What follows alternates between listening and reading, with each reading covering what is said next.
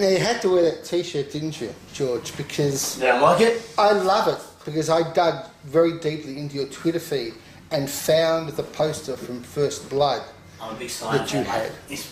So I didn't know whether it was Stallone or Ted Kotcheff. No, Stallone. Stallone? Why Stallone? From where he was to where he got, mate, I think it's a huge achievement. He wrote, you know, the story. He wrote Rocky. Yes, of course. They offered him a lot of money. I think he got $375,000 back in the 70s for the script. But he wanted to act in it. He goes, nah, I'm not selling it. And he had no money. He had, I think, $1 to his name in his bank account at the time. He had to sell his dog. And he said no. And then they came back to him and they let him. They gave him a smaller budget.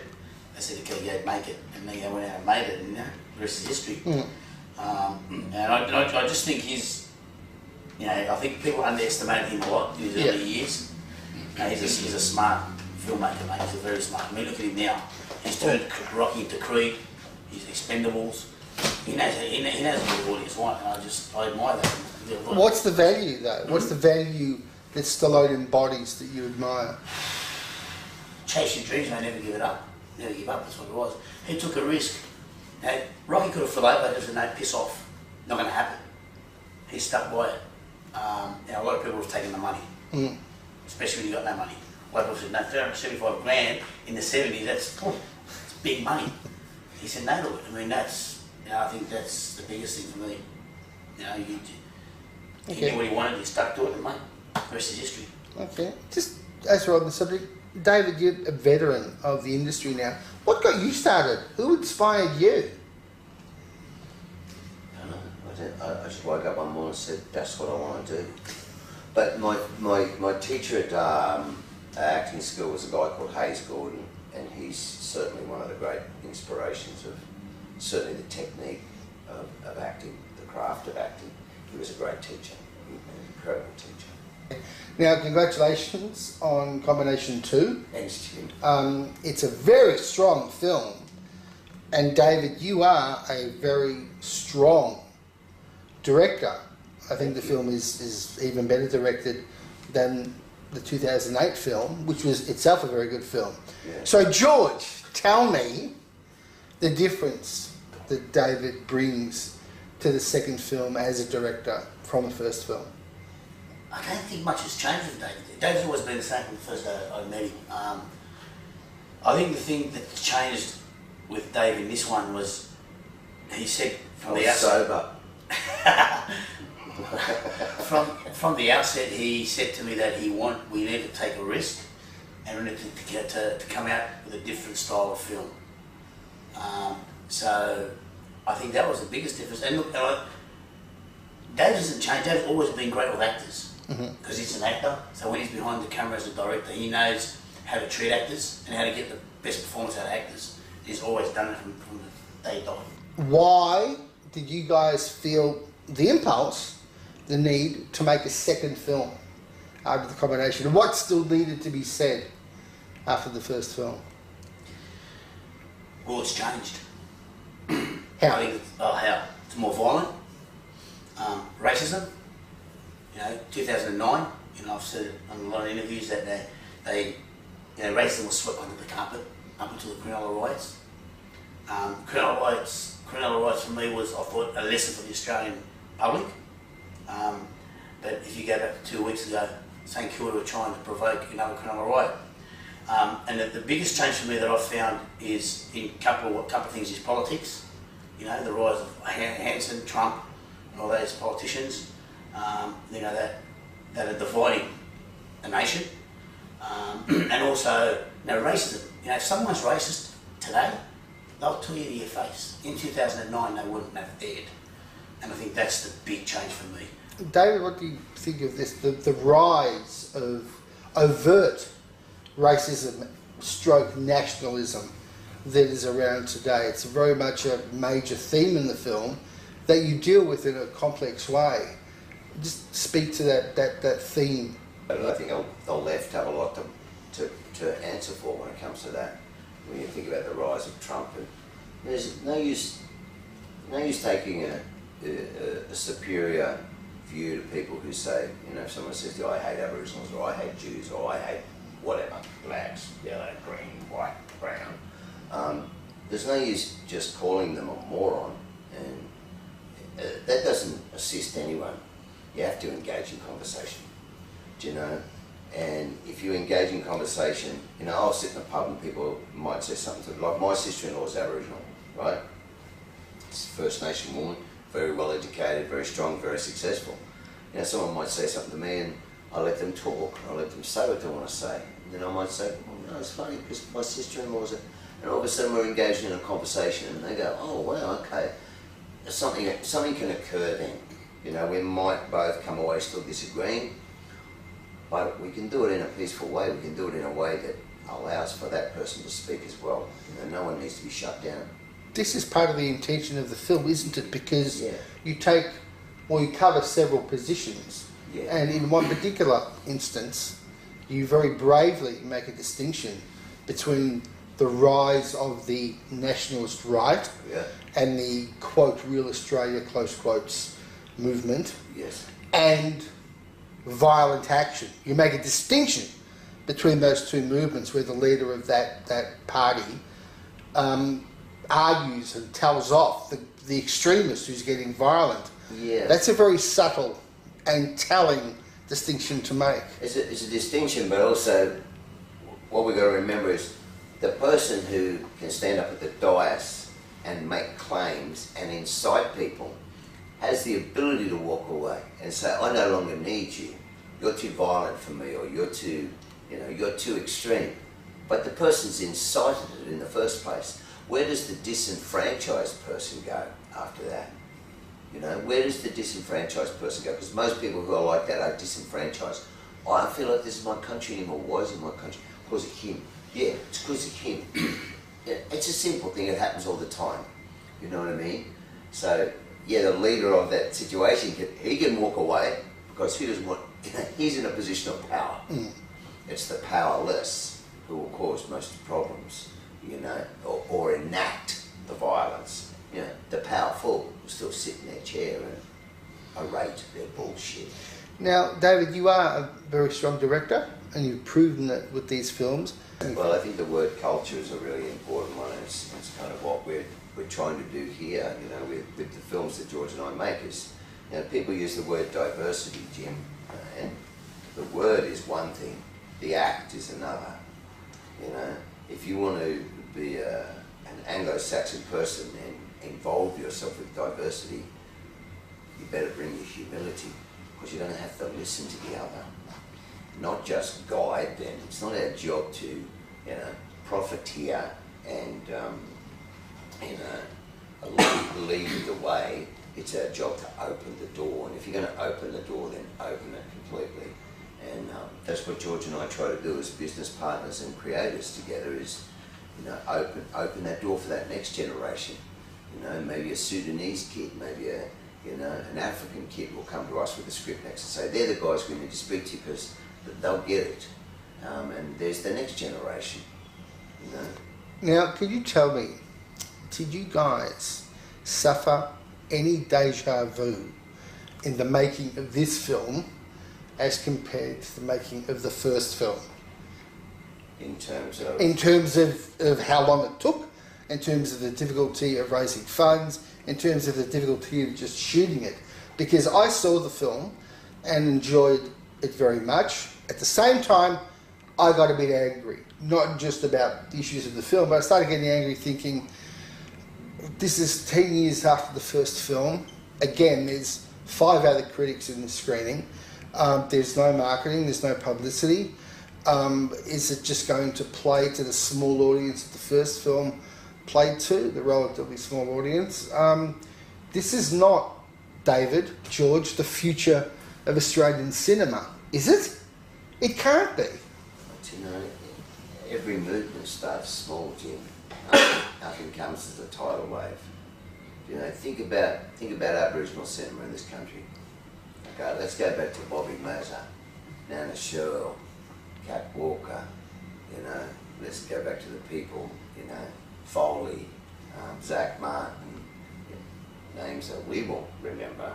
But you know, they're the people that they didn't make big money. They didn't get to big audiences, but they paved the way for, you know, Ivan Warwick, you know, and Warwick's mum, you know, that these are the people that paved the way. They didn't get the big wave like the kids are now. Maybe there's a... I guess another way to make the point, and this is the point that I've made with a lot of Australian filmmakers about their very good under-marketed films, Sure. and that is that if the equivalent American film, if you had the American version Yes. of this film being released in Australia, Yeah. we would have seen TV ads on it from 4 weeks ago. There'd be billboards. It would come here.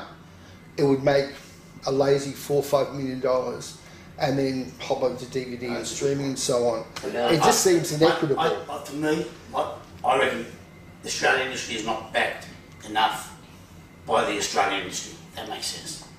That's my take on it. It could be from anything to media. You know, if we've got this film coming out on Thursday, if we were to approach all the big, you know, Channel 10s, 9s for any sort of coverage, we ain't going to look in.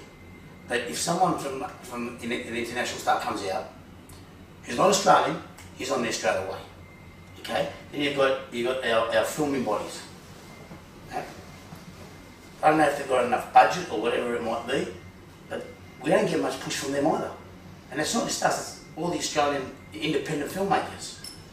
So you know, you're coming up against all these big US films that are spending millions and millions of dollars on promo. I mean, even if you go to the cinemas, you go to an exhibitor. If we release on Thursday, our poster will be somewhere in a corner where you can't see it. But you know, have a film that's an American film that comes out 3 months down the track, and they're plastered everywhere in exhibitors. So that's what you're up against all the time. David, what's the solution?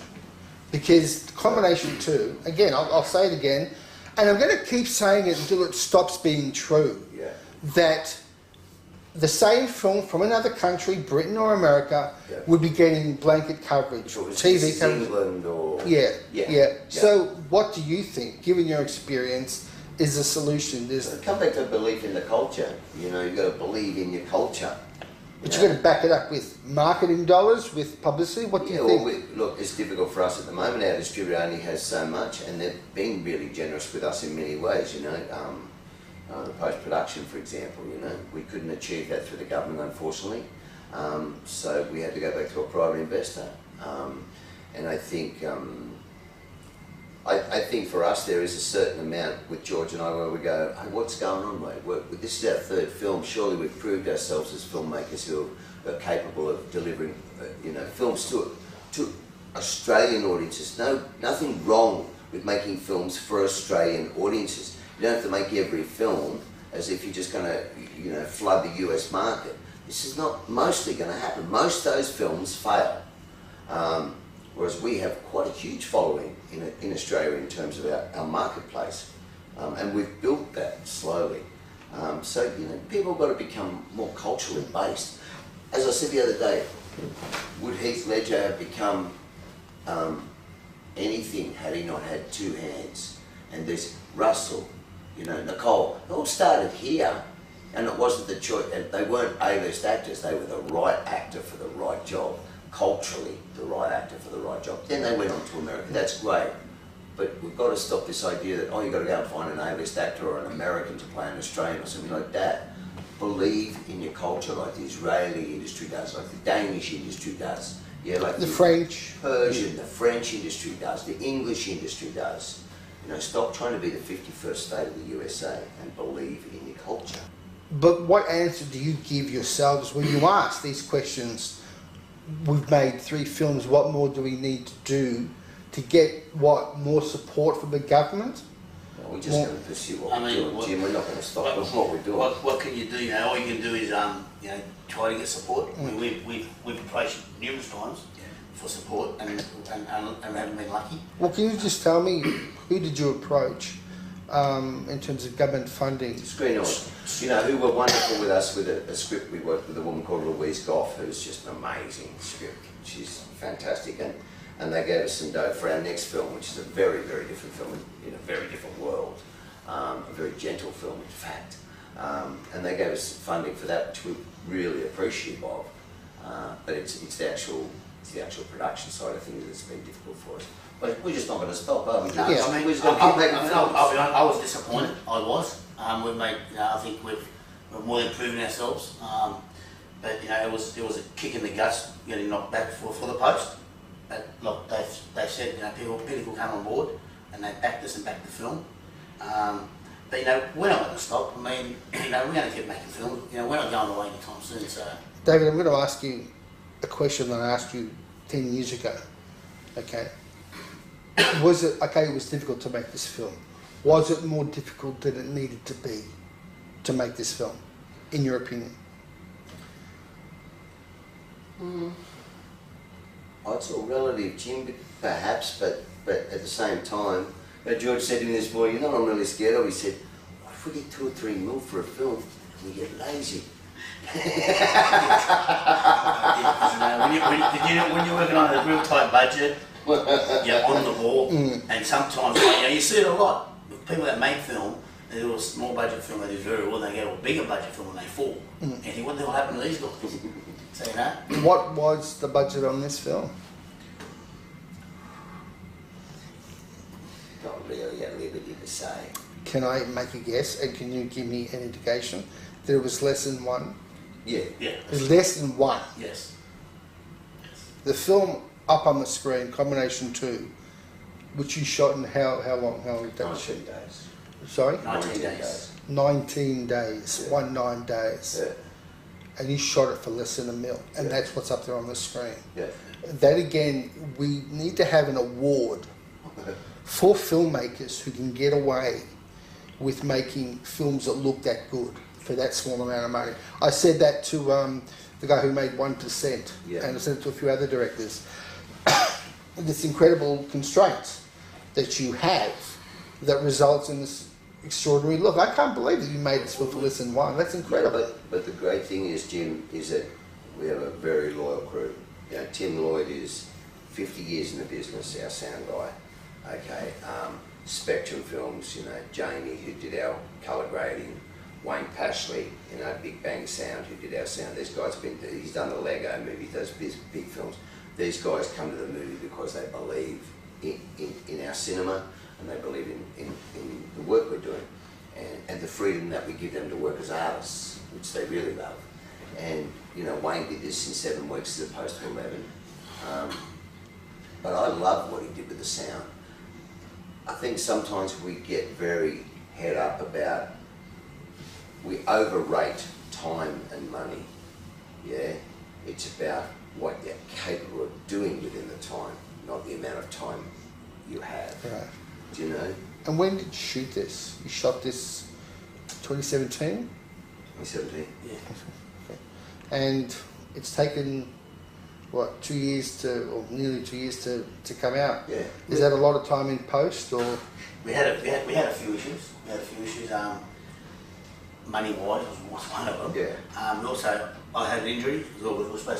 We shot the ending as per script. We weren't happy with it. Yeah. We just thought the ending wasn't quite. You know, what you read on script and what we got on screen kind of didn't work, and we thought we had to reshoot the ending.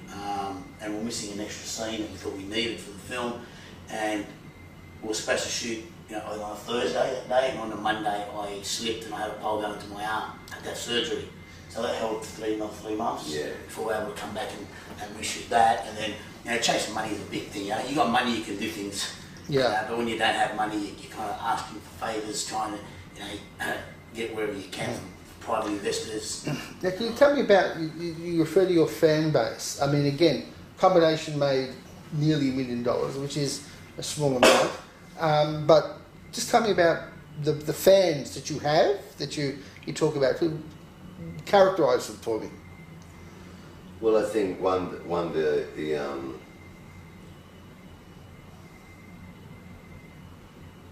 the community that exists in Western Sydney are very, very supportive of the film. You know, we shoot Guildford, Marianne, Granville, so right through Bankstown out to Liverpool. You know, there's a big audience out there that know our work. You know, also here in more than like Sunshine area, Broadmeadow, those guys, they know our films, and this is why we try to place the films in those areas where people, we know that they're the areas where we're more than likely to find our initial audience, not necessarily our whole audience, but the drivers who will come first, because because they recognise themselves in this world. Absolutely. Whether that's Lebanese, Greek, Italian, whatever. Now, the big change since the first film has been the number of outlets, streaming platforms and so on. Just firstly, this film presumably is going to be available on streaming fairly soon.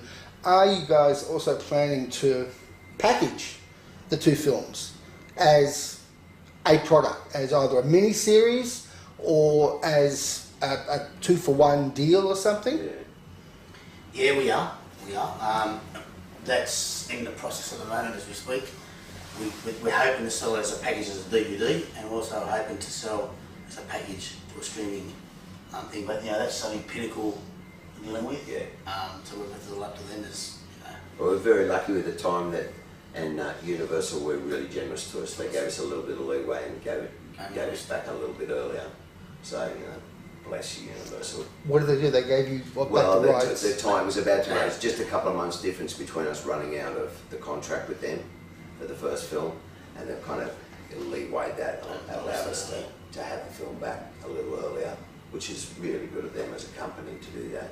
They recognise our position and we're really happy to do that. So yeah, it's kind of a handy thing. And we've actually already sold both films to one airline at the moment, I think. So. I'm wondering whether you think that the American way of doing things, which is a very much a we like you, we want to be in business with you, here's some money, go make your movie. If you guys were American, my feeling is that you would have been picked up by someone big after the first film, and you would have been given a lot more support. The reason why I say that with great confidence is because it already happens. Australian filmmakers will make a small film that does very small business here, but the right people see it in America and they say, we want that, we see the talent. What say you to that? I think it's good. I like dealing with business people. They're wonderful. I like the way the Americans, do business. They're fantastic. I mean, whenever we deal with business people, and we're talking about business, it's a lot easier than filling out 5,000 forms. I tell you right now. You do your pitch, you have your chat, and the business is done. Does this suggest, guys, that there's too much still paper pushing, too much bureaucracy, too many hoops to jump through in Australia? Shouldn't there be a more streamlined way of filmmakers encouraging them? You guys should be making a film every 2 years. Quite honestly, I think everything's done in reverse in this country when it comes to bureaucracy. For example, it was the Australia Council, all right, and the same thing. I don't think it's your job to sit there and wait for paperwork to be filled out and be in an autocratic position. I actually think it's your job to go out and find who is doing stuff. Wow, did you see that film? We've got to get those people, we've got to talk to those people. That's a really good piece of work. They need help.